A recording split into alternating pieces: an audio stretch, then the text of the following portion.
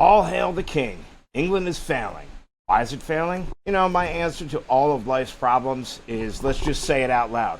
Let's tell the truth about what the government of England is actually doing to their population, cut through all the propaganda. You don't know, England is struggling under the soft tyranny of their own government. So here's what's going on. Here's what the Labour government is saying to English citizens. We're going to import a bunch of third world Islamists that hate England and don't want to integrate with your culture and give them free housing that you, citizen of England, are going to pay for. These maniacs are going to form grooming gangs and sexually assault your daughters, and then we're going to punish you for noticing. We're going to protect Islam at all costs, in a Christian nation, no less, by enacting hate speech laws against you and jail you for posting memes that are critical of Islam or immigration. England is not an Islamic country. In fact, there are plenty of those countries that these people can live in and that they did live in before they came to England. So what England is also going to do is they're going to secretly import Afghans under the cover of night and put them in a hotel across from a school, knowing damn well that many of them will sexually assault young English children, both girls and boys. Diversity, right? They're going to call you racist for flying your own flag in your own country and tear them down without consequences, while allowing Palestine flags to fly and punish those who dare to question why foreign flags are flying in their country. Now that whole thing's over, I don't know what their next cause is going to be, maybe an ISIS flag. We're going to arrest people during protests for hanging Union Jack over a government building. Government will claim that they love England, but it's all bullshit. They actually hate England, and for some reason, they're ruining it on purpose. Third worlders are going to include Pakistani Muslims, Indians, Bangladeshis, North Africans, and Algerians. We're going to set up ethnic no-go zones where police don't enforce the law because, let's face it, they're not going to punish Muslims, or for that matter, anybody except for white Englishmen. The government is going to kill the elderly in order to bring in people that hate England and want to colonize it openly.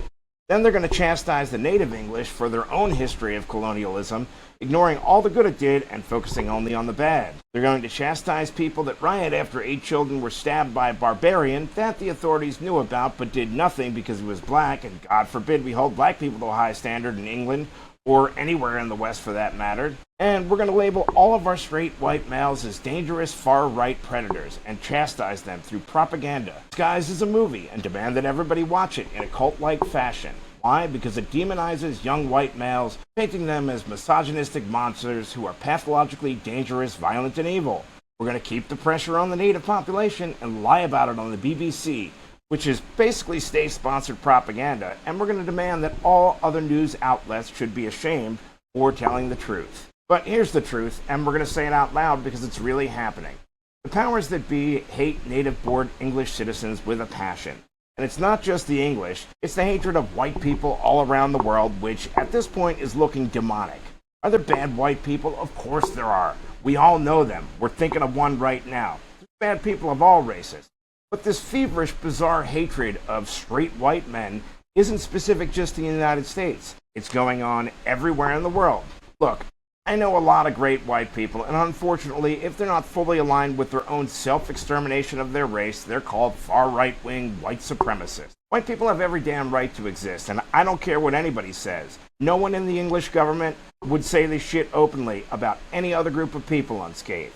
Imagine if somebody from your government got up and said, hey, we don't want any more Muslims in the country. We don't want any more Africans in the country. They would be demonized. However, they can say, we want white people to disappear, and there's no consequences. It's unacceptable to blame white people for all the world's ills. Wrong to do it to black people, wrong to do it to white people. Wrong to hate someone for the color of their skin.